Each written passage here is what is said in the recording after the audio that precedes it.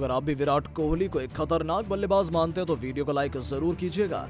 दोस्तों, दूसरे टेस्ट में दहाड़ा है किंग कोहली का बल्ला, तो राहुल के बल्ले ने मचाई जमकर तबाही। चौके छक्कों की बरसात करते हुए पहले दिन ही भारतीय टीम ने पार किया 500 रनों का आंकड़ा और रच दिया इतिहास। तो आखिर कैसे किंग कोहली के साथ राहुल और पंत की तूफानी बल्लेबाजी से पहले दिन ही घुटने टेकने पर मजबूर हो गया बांग्लादेश का खेमा, वो तो आपको दिखाएंगे ही। साथ ही साथ इन तीनों बल्लेबाजों की खौफनाक बल्लेबाजी भी दिखाएंगे। लेकिन उससे पहले आपको क्या लगता है, ऋषभ पंत, विराट कोहली और केएल राहुल में से खतरनाक बल्लेबाज कौन है? हमें कमेंट करके जरूर बताइएगा। दोस्तों, पहले टेस्ट मैच में शानदार जीत दर्ज करने वाली भारतीय टीम के खिलाफ बांग्लादेश वापसी के इरादे से उतरा था, लेकिन पहले दिन का खेल खत्म होने पर ऐसा लगा कि बांग्लादेश तो 2 दिनों में ही इस मुकाबले को गंवा देगा। जी हां दोस्तों, बता दें ढाका के शेरे बांग्ला स्टेडियम में केएल राहुल ने टॉस जीता और उन्होंने एक बार फिर से पहले बल्लेबाजी करने का फैसला किया। चोटिल रोहित शर्मा की अनुपस्थिति में राहुल के साथ शुभमन गिल ओपनिंग करने आए और आती ताबड़तोड़ बल्लेबाजी इन्होंने करनी शुरू कर दी। धाकड़ बल्लेबाज शुभमन गिल ने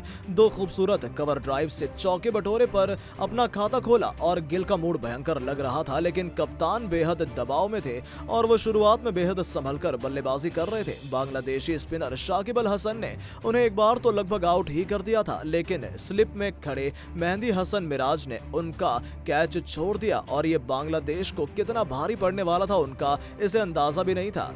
लेकिन दोस्तों, भारतीय टीम को बहुत जल्द पहला झटका लगा। बेहतरीन बल्लेबाजी कर रहे शुभमन गिल 22 रन बनाकर पवेलियन लौट गए। अपनी इस पारी में उन्होंने 3 खतरनाक चौके भी लगाए थे। गिल के जाने के बाद चेतेश्वर पुजारा भी महज 2 रन बनाकर चलते बने। जी हां दोस्तों, एक बार फिर टीम इंडिया मुश्किलों में फंस गई थी, जहां भारत 35 रन पर अपना 2 विकेट गंवा चुका था। यहां से अब अपनी टीम को संभालने की जिम्मेदारी भारतीय टीम की थी और बैकबोन किंग कोहली पर आ गई थी। और अब मैदान पर भारतीय टीम के 2 सबसे भरोसेमंद बल्लेबाजों की जोड़ी थी। जी हां, हम बात कर रहे हैं केएल राहुल और विराट कोहली की। भारतीय पारी की कमान अब इन दोनों ही सीनियर बल्लेबाजों के हाथों में थी। इन दोनों ही बल्लेबाजों ने अपनी जिम्मेदारी समझते हुए भारतीय पारी को धीरे धीरे आगे बढ़ाना शुरू कर दिया। दोस्तों, शुरुआती झटकों से उबरते हुए लंच तक टीम इंडिया का स्कोर केवल 90 रन था और टीम इंडिया ने अपने 2 विकेट गंवाए थे। लेकिन लंच के बाद हमें भारतीय पारी का एक अलग ही रंग देखने को मिला। लंच के बाद विराट कोहली स्ट्राइक पर थे और गेंदबाजी करने आए थे बांग्लादेशी स्पिनर मेहंदी हसन, जिन्होंने अब तक भारतीय टीम को बहुत परेशान किया था। और दोस्तों, उनकी शुरुआती 3 गेंदों पर कोहली ने 3 छक्के लगाए और बताया कि उन्हें क्यों दुनिया का सबसे खतरनाक बल्लेबाज माना जाता है। पहला छक्का मिड विकेट, पारी को दूसरे छोर पर खड़े राहुल ने तालियों से सम्मान किया और इन 3 छक्कों के साथ ही विराट कोहली ने अपना अर्धशतक भी पूरा कर लिया था। दोस्तों, विराट कोहली की खतरनाक बल्लेबाजी को देखकर दूसरे छोर पर खड़े केएल राहुल ने भी आक्रामक तेवर अपना लिए। अब इन दोनों ही खिलाड़ियों ने तूफानी बल्लेबाजी करना शुरू कर दी। देखते ही देखते दोनों ही बल्लेबाजों ने दूसरे से सेशन में खतरनाक बल्लेबाजी करते हुए टीम इंडिया का स्कोर 300 के पार पहुंचा दिया। जी हां, सही सुना आपने। जो टीम इंडिया ने पहले सत्र में केवल 90 रन बनाए थे, तो वहीं दूसरे सेशन में राहुल और कोहली की तूफानी बल्लेबाजी की बदौलत भारत ने 300 का आंकड़ा पार कर लिया था। जहां कप्तान केएल राहुल ने अपने टेस्ट करियर का एक और शतक जड़ा, वहीं विराट कोहली भी शतक जड़कर कप्तान राहुल का साथ निभा रहे थे। चाय तक भारतीय टीम का स्कोर 308 रन था। दोनों ने 200 रनों से भी अधिक की पार्टनरशिप कर ली थी और अब तक केवल 2 विकेट ही गिरे थे। अब चाय के बाद एक बार फिर से टीम इंडिया बल्लेबाजी करने उतरी और शुरुआत में ही भारत को तगड़ा झटका लगा, क्योंकि विराट कोहली 122 रन के स्कोर पर मेहंदी हसन मिराज का शिकार हो गए। दोस्तों, विराट कोहली की शानदार पारी खत्म होने के बाद अब मैदान पर आ चुके थे ऋषभ पंत। जी हां दोस्तों, उन्होंने उसी तरीके से बल्लेबाजी की जैसे उन्होंने पहले टेस्ट में की थी। ताबड़तोड़ बल्लेबाजी करके पंत ने केवल 32 गेंदों में ही अपना 50 पूरा कर लिया था। उधर केएल राहुल लगातार अटैकिंग बल्लेबाजी कर रहे थे, जिसकी बदौलत भारतीय टीम ने 500 रनों का आंकड़ा पार करने में देर नहीं लगाई। पहले दिन का खेल खत्म होने पर भारतीय टीम का स्कोर 503 रनों पर 3 विकेट था, जहां केएल राहुल अपने दोहरे शतक के बेहद करीब थे, तो वहीं ऋषभ पंत भी अपने पहले शतक का इंतजार कर रहे थे। और इन दोनों की तूफानी बल्लेबाजी देखकर ऐसा लगता है कि भारतीय टीम बड़ी ही आसानी से 800 रनों का आंकड़ा पार कर दूसरे दिन ही बांग्लादेश को इस खेल से बाहर कर देगी। दोस्तों, भारतीय टीम में बांग्लादेश के खिलाफ वनडे सीरीज खेलकर 2 1 से हार का सामना किया और वहीं टेस्ट सीरीज में पहले मुकाबले में भारतीय टीम को 188 रन से जीत मिल गई। अब ऐसे में दूसरा मुकाबला भारतीय टीम जीतकर सीरीज में अपना नाम और क्लीन स्वीप करने के इरादे से उतरेगी। तो वहीं दूसरे टेस्ट मुकाबले के लिए भारतीय टीम के आंकड़े काफी ज्यादा जोरदार हैं। दरअसल दोनों टीमों के आंकड़ों की बात की जाए तो दोनों टीमों के बीच में टेस्ट में अब तक 12 बार जंग हो चुकी है और जिसमें से भारतीय टीम ने 10 बार जीत हासिल की है। तो वहीं पर 2 बार मुकाबला बराबरी पर खत्म हुआ है। अब ऐसे में बांग्लादेश की टीम को एक भी मुकाबले में जीत दर्ज करने का मौका नहीं मिला। हालांकि यहां पर बांग्लादेश की टीम भारत को चुनौती दे सकती है। अब दोस्तों भारत और बांग्लादेश के बीच में टेस्ट सीरीज का दूसरा मुकाबला ढाका के मीरपुर में होने वाला है, जहां पर भारतीय टीम ने वनडे सीरीज के पहले 2 मुकाबले खेले हैं, जिसमें से भारतीय टीम को हार का सामना करना पड़ा। अब ऐसे में इस मुकाबले के लिए दोनों टीमें तैयार हैं। जहां पर आंकड़ों की बात की जाए तो इस मैदान पर 23 मैच खेले गए हैं और जिसमें से 12 मैचों में पहले बल्लेबाजी करने वाली टीम ने जीत हासिल की है, तो वहीं पर 8 मैचों में पहले गेंदबाजी करने वाली टीम ने जीत हासिल की है। हालांकि 3 मुकाबले ड्रॉ साबित हुए थे और वहीं इस मैदान पर औसत स्कोर की बात की जाए तो पहली पारी में 341 तो दूसरी पारी में 317 और इसके अलावा इस मैदान पर सबसे बड़ा टोटल 730 रन का श्रीलंका का बांग्लादेश के खिलाफ है और सबसे कम बांग्लादेश का श्रीलंका के खिलाफ 87 रन का है। इसके अलावा एक्वा वेदर के अनुसार भारत और बांग्लादेश के बीच शेरे बांग्ला नेशनल स्टेडियम पर होने वाला दूसरा टेस्ट मैच बारिश की वजह से रुकने वाला नहीं है और बल्लेबाजों के लिए मीरपुर के शेरे बांग्ला स्टेडियम में पिच एक बेहतरीन पिच नहीं है जैसा कि चट्टोग्राम में था।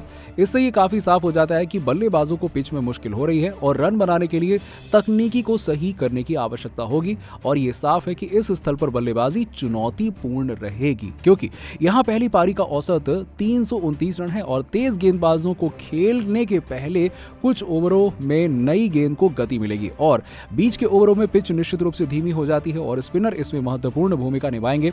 अब दोस्तों अगर इस मैदान पर बल्लेबाजी काफी ज्यादा कठिन होने वाली है, क्योंकि वनडे सीरीज में देखने को मिल चुका है कि हालांकि तेज गेंदबाजों और फिरकी गेंदबाजों को मदद जरूर मिलेगी, लेकिन बल्लेबाज भी कुछ खराब प्रदर्शन ना करके थोड़ा बहुत बेहतर प्रदर्शन अवश्य करेंगे। और मौसम की बात की जाए तो बारिश की संभावना एक बार फिर से मात्र 5% है और पूरा मुकाबला होने की संभावना है।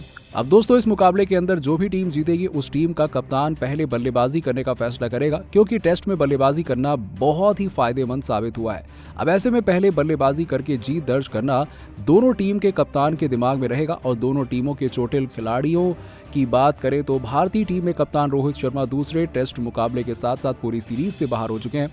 इसके अलावा बांग्लादेश की टीम में बेहतरीन गेंदबाजी करने वाले इबादत हुसैन दूसरी बारी में खेलने के लिए नहीं आए थे और ऐसे में रहे दूसरे टेस्ट मुकाबले के लिए भी वो बाहर हो चुके हैं और दूसरी तरफ से सॉरीफुल इस्लाम भी चोट के कारण अब बाहर हो गए हैं। जी हाँ दोस्तों, दोनों टीमों के प्लेइंग 11 की बात करें तो बांग्लादेश की तरफ से पारी की शुरुआत करने के लिए संतो और जाकिर हुसैन खेलते हुए दिखाई देंगे, जिसमें संतो एक बार फिर से बेहतरीन बल्लेबाजी करते हुए और जाकिर हुसैन अपने पदार्पण में चमकने के कारण दोबारा से खेलेंगे। और मध्यम क्रम में भारतीय टीम के सामने लिंटन दास, मुशफिकुर रहीम और नूरुल हसन खेलते हुए दिखाई देने वाले हैं।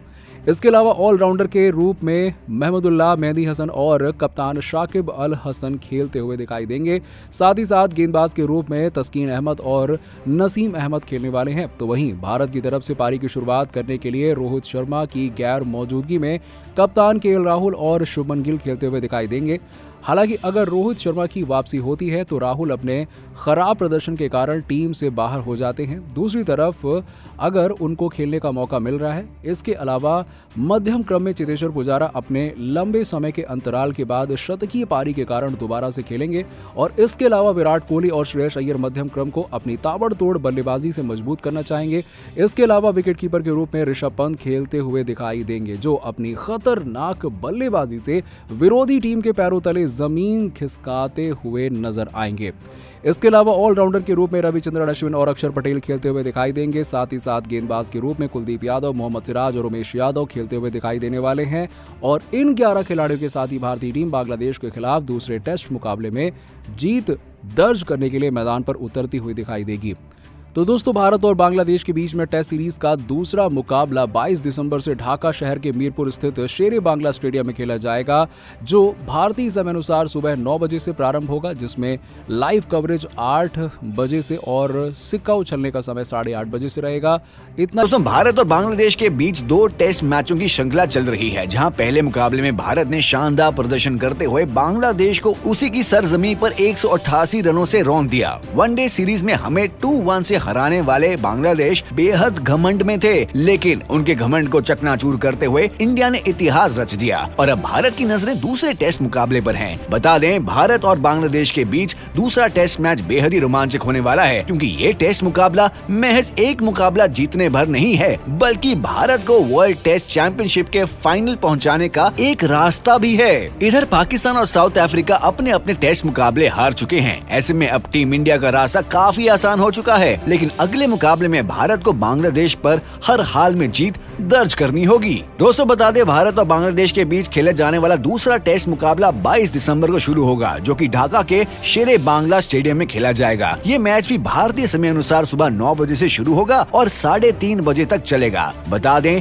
ढाका के शेर बांग्ला पिच पर भी स्पिन को काफी मदद मिलने वाली है, जिसके बाद अक्षर पटेल, रविंद्र अश्विन और कुलदीप यादव का काम काफी अहम हो जाएगा। दोस्तों आप इस मुकाबले का मजा सोनी 10 चैनल पर हिंदी और इंग्लिश कमेंट्री के साथ उठा सकते हैं। साथ ही साथ आप इसे सोनी लिव के चैनल पर लाइव स्ट्रीम भी कर सकते हैं। दोस्तों हम बता दें दोनों की टीमों की मास्टर प्लान के बारे में। तो हार के बाद बांग्लादेश वापसी जरूर करना चाहेगा, लेकिन उनके लिए ये आसान नहीं होने वाला है। अब देखना ये होगा कि वह अपने प्रमुख गेंदबाज तस्किन अहमद को अगले मुकाबले में खिलाते हैं या नहीं। बता दें, पहले मैच में तस्किन चोट के चलते नहीं खेल पाए थे। बांग्लादेश को उम्मीद होगी कि वह अगले मुकाबले तक फिट हो जाएं। वहीं बाकी की प्लेइंग 11 में कुछ खास बदलाव देखने को नहीं मिल सकता है। बता दें, भारत को बांग्लादेश के दोनों ओपनर बल्लेबाज जाकिर हसन और हुसैन सैंटोन से सावधान रहने की जरूरत है। इन दोनों ही खिलाड़ी ने पहले मैच में दमदार खेला। वहीं स्पिनर ताइजुल इस्लाम भारत को काफी परेशान कर सकते हैं। पहले मैच में इस खिलाड़ी ने किंग कोहली जैसे बल्लेबाज को हैरान कर दिया था। लेकिन दोस्तों टीम इंडिया पूरी तरीके से तैयार है। हाँ, लेकिन मुकाबले से ठीक पहले भारत और रोहित के चाहने वालों के लिए तगड़ा झटका तब लगा जब उम्मीद लगाई जा रही थी कि रोहित दूसरे टेस्ट तक फिट हो जाएंगे। लेकिन अब खबर ये है कि रोहित शर्मा दूसरे मैच से भी बाहर हो चुके हैं। अब उनकी जगह एक बार फिर से कप्तानी केएल राहुल ही करेंगे। टीम इंडिया में कुछ खास बदलाव देखने को नहीं मिलेंगे। जो टीम पहले मुकाबले में खेली थी वही टीम दूसरे मैच में भी खेलते पर नजर आएगी, जिसमें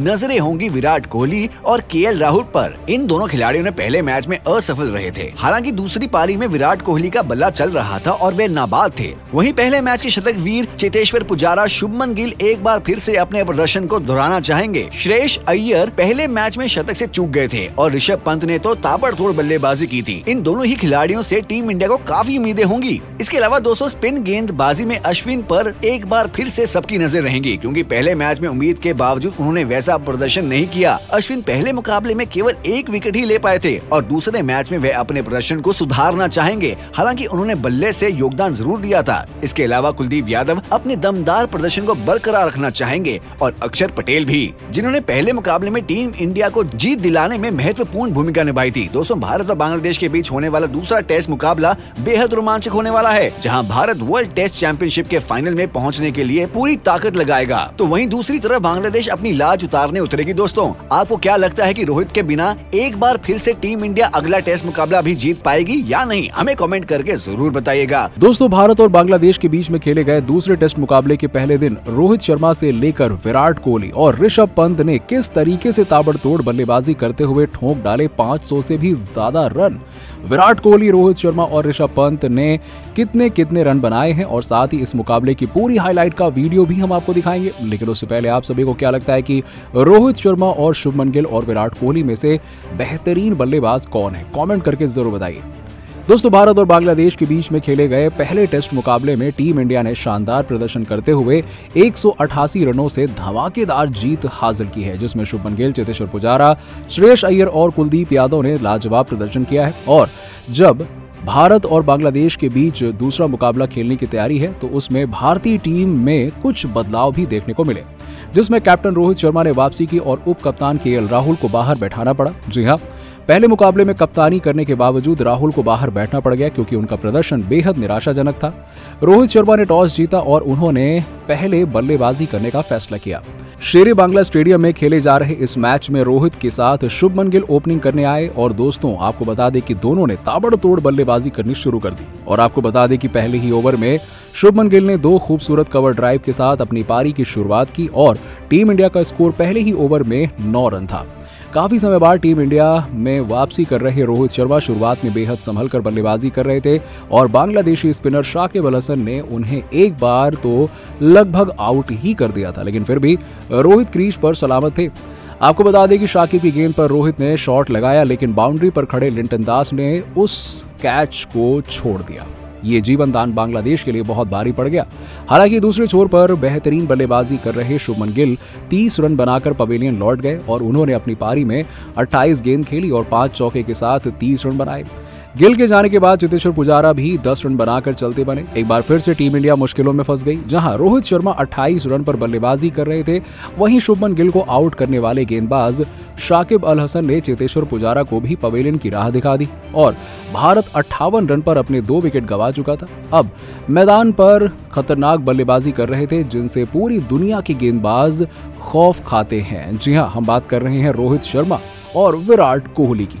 भारतीय पारी की कमान अब इन दोनों ही सीनियर बल्लेबाजों के हाथों में थी और इन दोनों ही बल्लेबाजों ने अपनी जिम्मेदारी समझते हुए भारतीय पारी को धीरे धीरे आगे बढ़ाना शुरू किया। आपको बता दें कि लंच तक टीम इंडिया का स्कोर केवल 70 रन था और टीम इंडिया ने अपने 2 विकेट गंवा दिए थे, लेकिन अब लंच के बाद जैसे भारतीय बल्लेबाजों ने तो कसम ही खा ली थी कि अब किसी भी बांग्लादेशी गेंदबाज को छोड़ना नहीं है। और आपको बता दें कि लंच के बाद रोहित शर्मा स्ट्राइक पर थे और गेंदबाजी करने आए थे बांग्लादेशी स्पिनर मेहदी हसन, जिन्होंने अब तक भारतीय टीम को बहुत परेशान किया। और दोस्तों, उनकी शुरुआती 3 गेंदों पर रोहित ने 3 छक्के लगाए और बताया कि उन्हें दुनिया का खतरनाक बल्लेबाज क्यों माना जाता है।